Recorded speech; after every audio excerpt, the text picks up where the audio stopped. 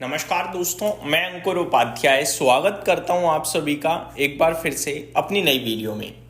दोस्तों यहाँ पे आप सभी के साथ सबसे पहले तो बात करना चाहूँगा एक ऐसे स्टॉक के बारे में जो कल तक तो 4,500 के पार था, लेकिन आज आपको 2,200 रुपये पे मिल रहा है। स्टॉक का नाम है दोस्तों SKF इंडिया। SKF इंडिया की बात करी जाए तो काफ़ी सारे इन्वेस्टर्स की पोर्टफोलियो में आज ये 50% नीचे दिख रहा होगा। मैं आपको दो चीज़ें बताना चाहूँगा कि डरने घबराने की कोई ज़रूरत नहीं है। अब SKF इंडिया की बात करें तो ये एग्जैक्टली वही करता हुआ दिखा है जो कल टाटा मोटर्स ने किया था, यानी कि डीमर्जर। अब डीमर्जर क्या होता है वो आप सभी को वैसे तो पता ही होगा। मैं एक सिंपल सा एग्जांपल देना चाहता हूँ। मान लो ये एक कंपनी है, ठीक है। कंपनी ने अनाउंस करा कि हमारा कैप बिजनेस तो बहुत अच्छा कर रहा है, बॉडी बिजनेस उतना अच्छा नहीं कर रही है, या फिर कंपनी ने कहा कि यार कैप बिजनेस भी है, बॉडी बिजनेस भी है, कैप बिजनेस के वैल्यूएशन जो पूरे बाजार में वो ज्यादा है और बॉडी बिजनेस के जो है वो न्यूट्रल है और हमारी कंपनी के वैल्यूएशन सस्ते हैं, तो वैल्यू अनलॉकिंग करने के लिए क्या करता हूं मैं, कैप बिजनेस को अलग कर देता हूं। अब ये दो शेयर्स हो गए। अब बाजार क्या करेगा, इन्वेस्टर चाहे तो ये खरीदे चाहे ये खरीदे, दोनों की वैल्यू अगर अलग अलग हो गई और अब इसके वैल्यूएशन ऑटोमेटिकली ज्यादा हो जाए तो दोनों की वैल्यू टोटल ऐड करोगे तो ज्यादा हो गई ना। तो डीमर्ज कर दिया जाता है स्टॉक को, ताकि इन्वेस्टर्स को पूरा अधिकार हो कि उन्हें जिस बिजनेस में ज्यादा अपॉर्चुनिटी दिखती है वो खरीदा है, ठीक है। अब मेरे को ये लेना है तो यही लूंगा, ये लेना है तो ये लूंगा। और साथ ही साथ कंपनी का ये रहता है कि यार इससे वैल्यू अनलॉकिंग हो जाएगी। अब ऐसे ही क्या है कि SKF इंडिया की बात करी जाए तो इसमें भी कुछ बिजनेसेस थे। अब SKF इंडिया में जो बिजनेसेस थे उसमें से एक बिजनेस का कर दिया डीमर्जर। अब जब डीमर्जर किया तो मार्केट ने देखा कि उसकी भी एग्जैक्टली 50% का ही कंट्रीब्यूशन था, इसीलिए स्टॉक भी एग्जैक्टली 50% नीचे हो गया। टाटा मोटर्स के केस में 50% नहीं गिरा, 660 के सामने 400 रुपीज पे आया शेयर, करीब 260 रुपए शेयर नीचे आया, क्योंकि जो कमर्शियल व्हीकल का बिजनेस था वो 260 रुपए की वैल्यू कर रहा होगा। तो ये डिफरेंस होता है डीमर्जर के समय। रेशो 1:1 का ही रखा है, यानी एक के सामने एक शेयर एज अ इन्वेस्टर आपको मिलेगा अगर आपने कल खरीदा था तो। अब आते हैं थोड़ा SKF इंडिया पे डायरेक्टली। तो स्टॉक ट्रेड कर रहा है अभी 2256 रुपीज के लेवल्स पे, ठीक है जी, 2256। और कल की अगर मैं क्लोजिंग देखूं तो वो थी आपकी 5,008 रुपए की, ठीक है जी, 5,008 रुपए की।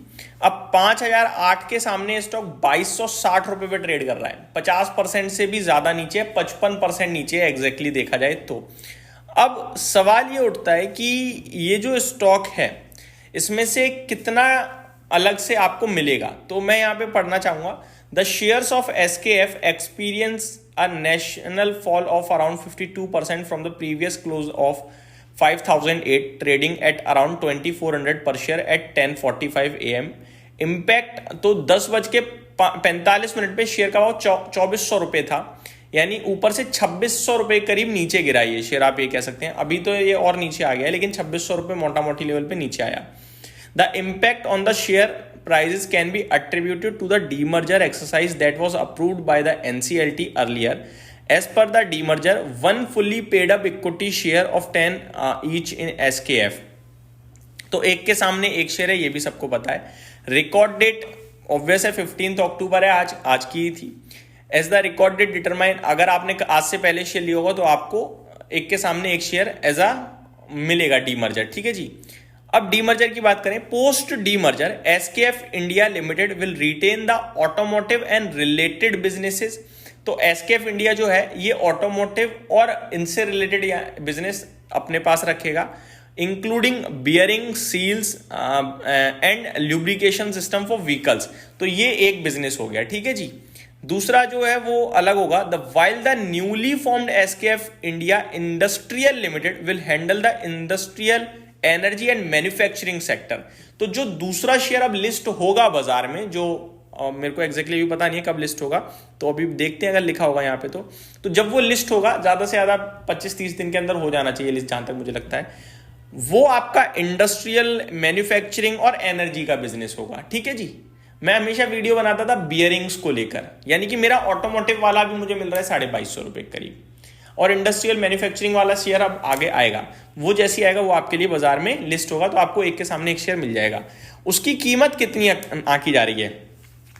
Investor now hold two ownership in two entities, तो वही जैसा कि मैंने आपको बताया। अगर वैल्यू की बात करी जाए तो वैल्यू अगर 2600 रुपए गिरा है शेयर तो 2600 रुपए बननी चाहिए उसकी वैल्यू। अब अगर 2600 से ज्यादा लिस्ट हो जाएगा तो समझ लेना डीमर्जर का फायदा आपको इंस्टेंटली मिला है, अदरवाइज धीरे धीरे तो कहीं ना कहीं फायदा मिलेगा ही मिलेगा, ऐसा मेरा मानना है। तो ये एक चीज है। अब जैसे कि देखो, जो मैन्युफैक्चरिंग कंपनियां होती है ना, उनके वैल्यूएशन ज्यादा होते हैं। अभी मैं अगर इसकी बात करूँ 47 पे है, वही मैन्युफैक्चरिंग 60-65 पे ट्रेड करती हैं। तो वो बिजनेस अगर ज्यादा हो गया, महंगा ट्रेड करने लगा उसी नॉर्मल वैल्यू पर अपनी कैटेगरी के, तो ये स्टॉक में वैल्यू अनलॉक हो गई एक तरीके से। तो यही बस व्यू था। तो ये आपके लिए डिटेल्स हो गई, डरने घबराने की कोई बात नहीं है, क्लियर। हाँ, कुछ समय तक आपका पैसा थोड़ा कम दिखेगा, वो एक अलग बात है। अब बढ़ते हैं आगे। दूसरा स्टॉक है दोस्तों टाटा इन्वेस्टमेंट। ये लगातार एक्शन में चल ही रहा है, अब लगातार ही चल रहा है। अब इसमें क्या ही आपके साथ रेगुलरली डिस्कस करना। ये वैल्यू सही नहीं है स्टॉक की खरीदने like as a discipline investor. अभी ट्रेड कर रहा है ये स्टॉक अराउंड 962 पे, यानी कि 9620 रुपए आप इसे कह सकते हो। अगर मैं प्री स्प्लिट चला जाऊं तो कल स्प्लिट हो गया था शेयर, एक के बदले 10 शेयर मिल गए आपको। अभी आपकी पोर्टफोलियो में क्रेडिट नहीं हुए होंगे, वो हो जाएंगे credit with in 10 to 15 days, आप ये कह सकते हो। और 7% आज नीचे है ये शेयर। अब जब ऐसी चीजें होती हैं तो होता क्या है ना, कल स्टॉक ने हाई लगाया लेकिन आपके पास एक ही शेयर था। मान के चलो कल मेरे पास एक शेयर की वैल्यू 10,000 थी, कल मेरे पास एक शेयर की वैल्यू 1000 रुपये थी। फायदा तो हो रहा है 10% ऊपर है, लेकिन मैं बेच के कर क्या लूंगा? मेरे 9 शेयर्स तो है ही नहीं मेरे पास। अब जब तक वो 9 शेयर्स आएंगे उस समय शेयर की जो वैल्यू होगी वहीं पे आप प्रॉफिट या लॉस ले सकते हो, है ना। तो ये अपडेट थी। अभी इस स्टॉक में कुछ नहीं करना चाहिए, ऐसा मेरा मानना है। वैल्यूएशन में मुझे महंगा लगता है काफी ज्यादा। आगे बात करें दोस्तों, दूसरा BLS इंटरनेशनल। गिरावट आज फिर 3.5% की हो गई है।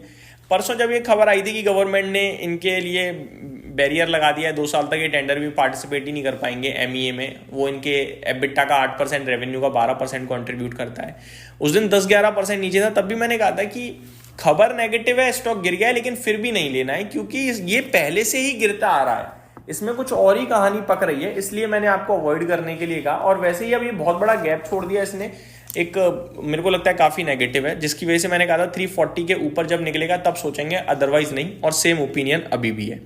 यहीं समाप्त करता हूं इस वीडियो को। उम्मीद करता हूं डिटेल्स पसंद आई होंगी। Thank you so much for watching this video. Have a great day guys.